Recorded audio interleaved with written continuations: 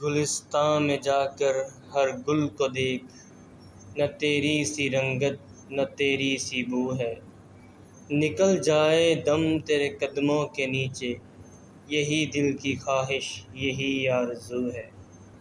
بسم اللہ الرحمن الرحیم۔ السلام علیکم۔ میدان احد میں جنگ جاری تھی اور لاشیں خاک و خون میں تڑپ رہی تھیں۔ عالم یہ تھا کہ بڑے بڑے جلیل القدر صحابی حملے کی تاب نہ لا کر پیچھے ہٹ رہے تھے اور میدان خالی ہو رہا تھا۔ انس بن نضر میدان میں کھڑے یہ کہہ رہے تھے، خدایا میں مسلمانوں کے اس فرار کی معذرت تیری بارگاہ میں پیش کرتا ہوں اور کفار کی اس سرکشی اور عدوان سے اظہار برات کرتا ہوں۔ شمشیر ہاتھ میں تھی جسے لے کر آگے بڑھے۔ سامنے سعید بن معاذ رضی اللہ تعالی عنہ ملے، بولے، اے سعید، دیکھو سامنے جنت ہے، رب کعبہ کی قسم مجھے کوہ احد کی طرف سے جنت کی خوشبو آ رہی ہے۔ سعید رضی اللہ تعالی عنہ کہتے ہیں، میں تو یہ والہانہ گفتگو سن کر بے قرار ہو گیا۔ جس وقت پیغمبر اسلام صلی اللہ علیہ وسلم کی شہادت کی غلط خبر صحابہ کرام رضی اللہ تعالی عنہ میں پہنچی تو سب کی ہمتیں چھوٹ گئی تھیں۔ بڑے بڑے صحابی تلواریں پھینک کر بیٹھ گئے۔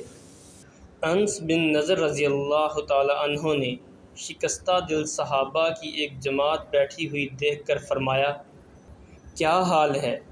سب نے جواب دیا، رہبر عالم نہ رہے تو ہم کس پر فدا ہوں؟ انس بن نضر نے جوش میں آ کر کہا، اے لوگو، تم بھی اس کام پر قربان ہو جاؤ جس پر اللہ کے رسول قربان ہو گئے۔ یہ کہہ کر مشرکین کی صفوں کی طرف بڑھے اور بے شمار کفار کو داخل فی النار کر دیا اور خود بھی سخت مقابلے کے بعد شہید ہو گئے۔ راوی بیان کرتے ہیں کہ جب لاشوں کو جمع کیا گیا تو 80 سے زیادہ زخم آپ کے جسم مبارک پر تھے، کسی سے پہچانے نہیں جاتے تھے۔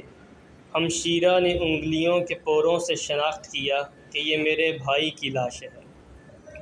محترم ناظرین، اللہ رب العزت سے دعا ہے کہ وہ ہمیں بھی اسی طرح کا ایمان نصیب فرمائے جس طرح کے صحابہ کو نصیب تھا۔ اگر ویڈیو اچھی لگے تو اسے لائک ضرور کریں، اور اگر آپ نے ابھی تک ہمارا چینل سبسکرائب نہیں کیا تو اسے سبسکرائب کریں تاکہ اسی طرح کی مزید اسلامی ویڈیوز آپ تک پہنچتی رہیں، اور کمنٹ کر کے اپنی رائے سے ضرور آگاہ کریں۔ اپنا خیال رکھیں۔ اللہ حافظ۔